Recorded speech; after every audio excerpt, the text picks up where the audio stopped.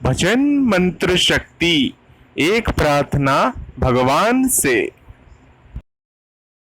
सब कुछ ठीक है, परंतु अपने आप को दिखाना कि मेरे जैसा कोई भक्त नहीं है, मैं ही हूँ सब कुछ जो भी है। तो देखिए, अब बाबा के दरबार में आए और एक हारा हुआ इंसान अपने आप को एक हारा हुआ ही दिखाएगा ना।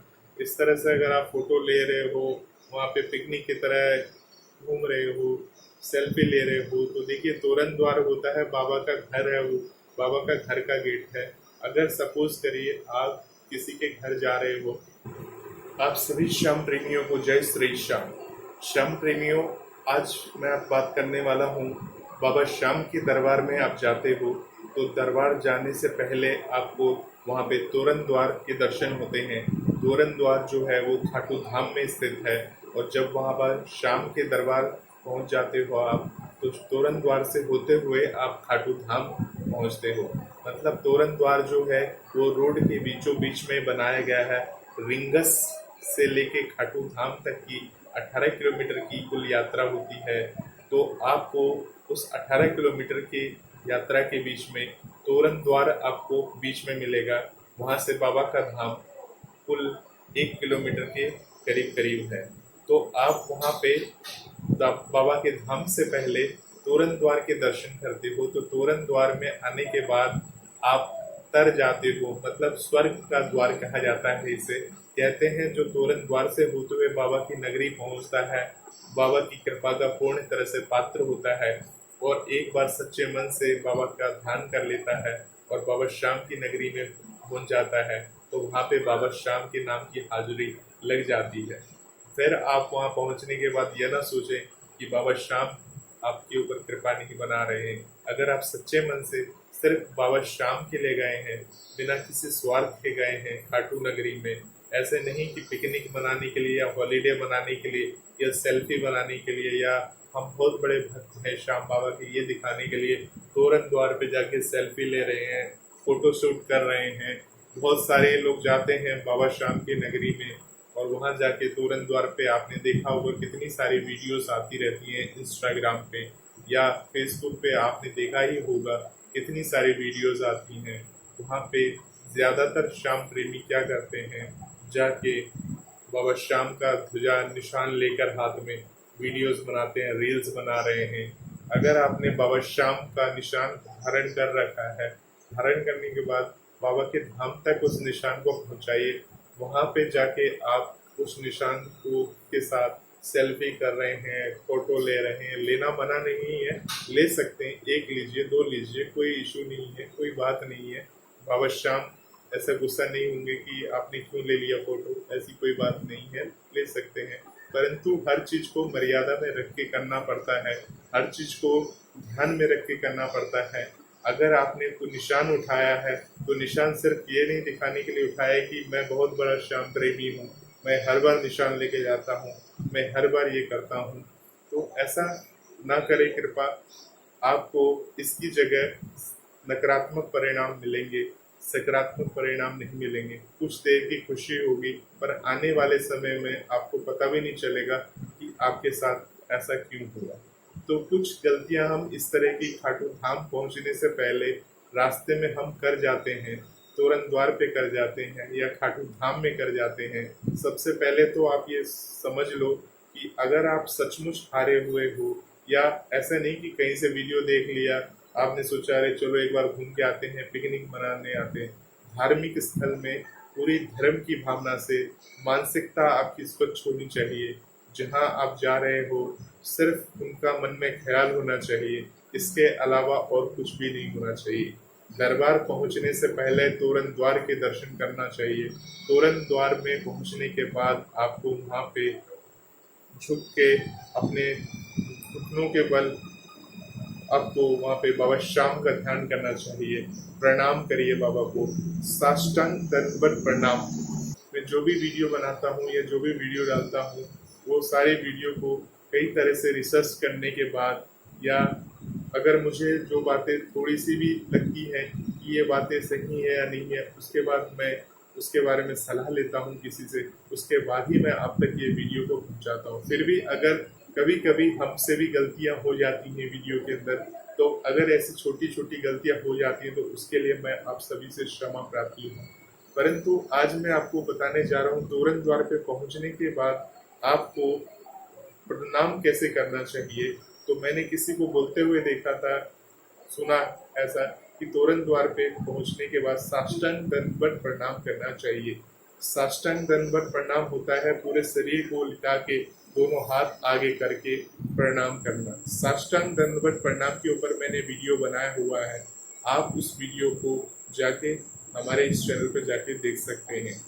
तो साष्टांग दंडवत प्रणाम जो होता है वो बहुत ही सबसे बड़ा प्रणाम होता है और सबसे उच्च कोटि का प्रणाम होता है। साष्टांग दंडवत का मतलब ये होता है आपने पूरी तरह से अपना अहंकार त्याग दिया है और बाबा के शरण में यानी अपने गुरुजनों की शरण में आपने अपने आप को समर्पित कर दिया है। तो साष्टांग दंडवत प्रणाम ये होता है। परंतु साष्टांग दंडवत प्रणाम किसे करना चाहिए किसे नहीं करना चाहिए। तोरण द्वार पे देखिए हर तरह के लोग जाते हैं, पंडित भी जाता है, हर धर्म के लोग जाते हैं, क्योंकि बाबा श्याम किसी ऐसा नहीं है कि सिख जाएगा तो उनकी बात नहीं सुनेंगे या पंजाबी जाएगा तो उनकी बात नहीं सुनेंगे या कोई मुस्लिम परिवार जाएगा तो उनकी बात नहीं सुनेंगे। श्याम बाबा कभी धर्म को नहीं देखते हैं, ये इस धर्म के हैं तो इनकी बात नहीं सुनेंगे, ये हम इंसानों ने ये धर्म वगैरह बनाया हुआ है। श्याम बाबा के यहाँ सिर्फ हारे हुए लोग हैं, जो है चाहे वो किसी भी धर्म से संबंध रखते हो, अगर एक बार वो हार गए या किसी कारण से परेशान है तो एक आस लेकर किसी न किसी के पास तो जाते ही हैं। कई हिंदू तो ऐसे हैं जो अजमेर शरीफ भी जाते हैं, साईं बाबा के दर्शन करने भी जाते हैं, और भी बहुत सारे ऐसे दरबार हैं जहाँ उनको आस रहती है या उम्मीद रहती है कि किसी तरह से बाबा की कृपा या किसी भगवान की कृपा उनके ऊपर बरस जाए या उनके साथ कोई दुख है, कोई तकलीफ है, डॉक्टर ने जवाब दे दिया, उन्हें समझ में नहीं आ रहा, उन्होंने कहीं से एक वीडियो देख लिया कि यहाँ पे जाने से ये होता है, तो एक आस और विश्वास लेके आदमी वहां पे पहुंचता है। परंतु आदमी सिर्फ अपना कर्म कर सकता है, फल तो भगवान ही देते हैं। तो देखिए जो नास्तिक होता है उसको आप कुछ भी समझा लो वो नहीं समझेगा, किसी भी प्रकार से नहीं समझेगा। परंतु जो आस्तिक होता है तो भगवान पे भरोसा रखता है, भगवान पे जिसे विश्वास है, जिसे आस है, उसे उम्मीद है। देखिए आस और उम्मीद हर कोई किसी न किसी से करता है, परंतु भगवान से एक उम्मीद करना एक अपने आप में बहुत बड़ी बात होती है। परंतु इसके साथ साथ हमें उसके लिए कर्म भी करना है। ऐसा नहीं है कि भगवान पे आप विश्वास रख रहे हैं और बच्चे का इलाज नहीं करा रहे हैं। इलाज तो आपको बच्चे का कराना होगा, डॉक्टर को दिखाना होगा, अच्छे डॉक्टर को, उसके बाद भगवान से तो प्रार्थना करनी होगी। परंतु डॉक्टर ने इलाज किया और भगवान की आपकी प्रार्थना कबूल होती है तो दोनों काम चमत्कारिक घटनाएं होती हैं। तो मैं बात कर रहा हूँ तोरण द्वार के बारे में। तो तोरण द्वार पे आने के बाद आपको साष्टांग दंडवत प्रणाम करना चाहिए। अगर आप महिला हैं तो महिला होने के कारण आपको साष्टांग दंडवत प्रणाम नहीं करना चाहिए, क्योंकि महिलाओं को साष्टांग दंडवत प्रणाम करना वर्जित है। मैंने एक वीडियो देखा था जिसमें तोरण द्वार से संबंधित बातें बताई जा रही थी कि तोरण द्वार पे जाके क्या करना चाहिए क्या नहीं करना चाहिए। तो उसमें ये बातें बता रहे थे वो कि साष्टांग दंडवत प्रणाम, परंतु उन्होंने ये बात नहीं बताई कि साष्टांग दंडवत प्रणाम किसे करना चाहिए या किसे नहीं करना चाहिए। तो देखिए अगर आप किसी को बता रहे हो तो ऐसी बात बताइए ताकि कुछ जानकारी पूरी हो। अनजाने में हो गई भूल क्षमा योग होती है, परंतु बार बार यही भूल अगर कोई करे तो वो क्षमा योग नहीं होती है। तो मैं आपको अपनी वीडियोस में ऐसी चीजें बताता हूँ जिससे आप वो काम ना करें, कौन सा काम आपको करना चाहिए कौन सा नहीं करना चाहिए, जिससे आपके ऊपर बाबा की कृपा बनी रहे, बाबा के कोप के पात्र ना बने आप। तो देखिए बाबा हारे हुए के सहारे हैं, कलयुग के देवता हैं, भगवान श्री कृष्ण ने उन्हें वरदान दे रखा है। तो जिस प्रकार से हम अपने घर के आगे एक बड़ा सा गेट बनाते हैं, हमारा जो घर होता है एक परिसर में होता है, तो परिसर के हम चारों तरफ से बाउंड्री करा देते हैं। बाउंड्री कराने के बाद हम क्या करते हैं, एक आगे मेन गेट बना देते हैं। उस गेट से होते हुए फिर हम अपने मेन मुख्य दरवाजे तक पहुंचते हैं। तो जो इसी प्रकार से बाबा श्याम के जब आप दरबार पहुंच जाते हो मतलब बाबा के धाम पहुंच जाते हो तो वहां पे भी बाबा का एक बहुत बड़ा गेट है जिसको तोरण द्वार के नाम से जाना जाता है। तोरण द्वार मतलब होता है, अगर आप तोरण द्वार मतलब होता है तर जाना, मतलब एक बार आप उस द्वार के अंदर चले जाएंगे तो आपका जीवन सफल हो जाएगा। मतलब स्वर्ग का द्वार भी कहा जाता है तोरण द्वार को। तो इस तरह के द्वार आपको ज्यादातर धार्मिक स्थलों पे देखने को मिलते हैं। आप अपने गांव में जाते हैं या किसी ऐसे शहर में जाते हैं तो इस तरह के द्वार आपको प्रत्येक जगह आपको मिल जाता है, जिसे स्वर्ग का द्वार बोला जाता है। आप सालासर बालाजी जाएंगे तब भी आपको बीच रास्ते में तोरण द्वार जैसा ही आपको एक गेट दिखाई देगा। इस गेट से होते हुए ही आप सालासर बालाजी पहुंचोगे। इसी प्रकार से और भी बहुत सारी ऐसी जगह है जहाँ पे तोरण द्वार बना दिया जाता है, एक प्रवेश द्वार बनाया जाता है। तो ये तो धार्मिक स्थलों का होता है। एक मुख्य नगर यानी कि कोई बड़ी हस्तियां हैं जैसे भीमराव अंबेडकर हैं या बहुत सारे ऐसे हैं, तो इनके नाम पे भी कई कई जगह इस तरह के द्वार बनाए जाते हैं। तो तोरण द्वार जो होता है सिर्फ धार्मिक स्थलों के लिए, और स्वर्ग का द्वार जो होता है उसी को कहा जाता है। जो बड़े बड़े हस्ती लोग होते हैं, जो व्यक्ति लोग होते हैं, उनका उनका तो स्मृति चिन्ह यानी उनका निशानदेह रखने के लिए तो वो हस्ती लोग हैं जिन्होंने भारतवर्ष के लिए या भारत देश के लिए अपना बलिदान दिया और भारत देश के लिए काफी कुछ किया, तो उनके नाम पे वो गेट बनाकर उन्हें समर्पित की जाती है। परंतु हम अभी बात कर रहे हैं धार्मिक की, तो धार्मिक की बातें मैं आपको बता दूं, किसी भी धर्म का इंसान अगर बाबा श्याम के दरबार में एक बार हार के जाता है, आप किसी भी धर्म के इंसान हो, चाहे आप हिंदू हो, मुस्लिम हो, सिख हो, ईसाई हो, किसी भी धर्म से आप संबंध रखते हो, तो ऐसा ना सोचें कि मैं मुस्लिम हूँ तो मैं खाटू धाम नहीं जा सकता। आप किसी भी धर्म के व्यक्ति हैं, आप बाबा के नगर जा सकते हैं। अगर आप परेशान हैं, हारे हुए हैं, किसी कारण से दुखी हैं, तो बाबा श्याम आपको सहारा देंगे। परंतु सच्चे मन से आपको जाना होगा। अगर मन में किसी भी प्रकार की आपकी कटुता है यानी किसी गलत तरीके से आप जाना चाह रहे हैं, तो आपको रास्ते में ही उसका फल भुगतना होगा। ये भी आप ध्यान में रखिए। तो बाबा श्याम के दरबार में सिर्फ श्रद्धा पूर्वक जाइए। अगर आप बाबा के दरबार में जाते हैं तो पिकनिक के उद्देश्य से मत जाइए कि पिकनिक मनाने के लिए चले गए, वहां उतर गए तुरंत द्वार पे जाके सेल्फी ले रहे हैं, फोटोग्राफी कर रहे हैं।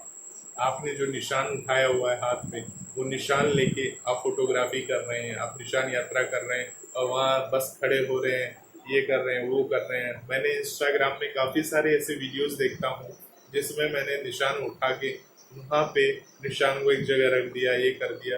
तो जब तक आप बाबा के दरबार तक ना पहुँचे तब तक वो निशान को अपने साथ रखें।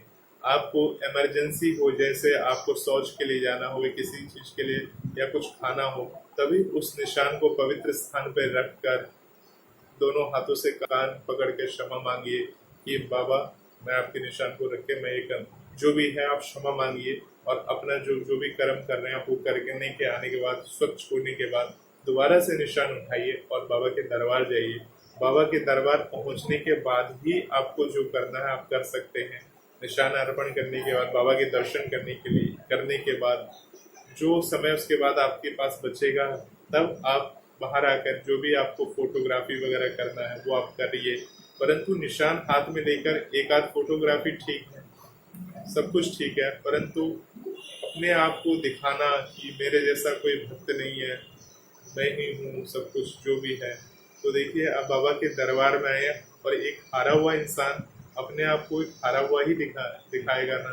इस तरह से अगर आप फोटो ले रहे हो, वहाँ पे पिकनिक की तरह घूम रहे हो, सेल्फी ले रहे हो, तो देखिए तोरण द्वार होता है, बाबा का घर है, वो बाबा का घर का गेट है। अगर सपोज करिए आप किसी के घर जा रहे हो, उसके घर के गेट के अंदर जाके आप सेल्फी ले रहे हो, उसके घर के गेट के अंदर ये कर रहे हो, आप गाना बजा रहे हो, जाके वहाँ पे कुछ भी कर रहे हो, तो ये एक अलग बात हो जाती है। थोड़ा सा देखिए आप भी समझदार हैं, बाबा श्याम के दरबार आप जा रहे हो, किसी कारण से जा रहे हो, तो सबसे पहले आप तोरण द्वार पे उतर के साष्टांग दंडवत प्रणाम करिए। अगर आप महिला हैं तो बिल्कुल भी साष्टांग दंडवत प्रणाम मत करिएगा, क्योंकि महिलाओं को साष्टांग दंडवत प्रणाम करना मना ही है, क्योंकि महिलाएं नहीं कर सकती, क्योंकि महिलाओं का जो गर्भ जो होता है उनका और उनका बक्ष होता है वो धरती से साष्टांग दंडवत प्रणाम जब वो करती हैं तो टच होता है, जिसके कारण से धरती माता काफी रुष्ट हो जाती हैं या उनके ऊपर भार ज्यादा पड़ता है। तो इस कारण से महिलाओं को साष्टांग दंडवत प्रणाम नहीं करना चाहिए। साष्टांग दंडवत प्रणाम ब्राह्मण, अगर आप ब्राह्मण या पंडित हैं तो अपने नीचे एक आसन लगा के तभी आपको साष्टांग दंडवत प्रणाम करना चाहिए, और बाकी लोग तो साष्टांग दंडवत प्रणाम अपने हिसाब से आप कर ही सकते हैं। तो ये दो व्यक्ति जो है, एक ब्राह्मण को आसन लगा के दंडवत प्रणाम करना चाहिए, और महिलाओं को नॉर्मल घुटने के बल जो प्रणाम होता है, घुटने के बल दोनों हाथ रख के सिर झुका के जो प्रणाम होता है, वो प्रणाम महिलाएं कर सकती हैं तोरण द्वार पे उतरने के बाद। अगर आप तोरण द्वार पहुंच गए तो तोरण द्वार पे इस तरह का आप प्रणाम करने के बाद तब आगे बढ़िए। तब आपको वहां पे आगे बढ़ने के बाद बाबा श्याम का जयकारा लगाइए। जो भी जयकारा आप लगाना चाहते हैं, आप एक जयकारा जोर से लगाने के बाद आप बाबा श्याम का ध्यान करिए और बाबा श्याम की नगरी पहुंचिए। वहाँ पे बाबा की दर्शन करिए। दर्शन करने के बाद जो भी आपके पास घूमने की जगह है वहाँ पे, जैसे कि श्याम कुंड है, उसके बारे में भी मैंने वीडियो बनाया हुआ है। श्याम कुंड में जाके दर्शन करने के बाद आप श्याम कुंड में स्नान वगैरह कर सकते हैं। स्नान करने के बाद श्याम बगीची है, वहाँ पे आपको आलू सिंह जी महाराज और श्री श्याम बहादुर जी के दर्शन होंगे। इन सब भगवान के दर्शन करने के बाद आप सालासर धाम की तरफ जा सकते हैं। सालासर धाम जाके बाबा श्री हनुमान जी का आशीर्वाद प्राप्त कर सकते हैं और उसके बाद अपने घर आ सकते हैं। तो देखिएगा, आपके जीवन में सफलता ही सफलता मिलेगी। इन बातों को आप सभी को ध्यान में रखना है, तभी आपका जीवन सफल हो पाएगा। आपका अगर कोई भी कमेंट्स या कोई भी, अगर आपको लग रहा है कि कोई सवाल जवाब अधूरा रह गया है, तो आप हमें कमेंट बॉक्स में कमेंट कर सकते हैं। कोशिश करूंगा आपको जवाब देने के लिए उस कमेंट का। बहुत बहुत धन्यवाद आपको हमारे इस वीडियो को देखने के लिए, और ध्यान रखिएगा साष्टांग दंडवत प्रणाम से अगर आप और अधिक जानकारी चाहते हैं तो इसके ऊपर भी एक वीडियो बन चुका है कि साष्टांग दंडवत प्रणाम किसे करना चाहिए। आप इसी चैनल में जाके उसको आप सर्च करिए, आपको साष्टांग दंडवत प्रणाम के बारे में वहाँ पे सारी बातें नजर आ जाएंगी।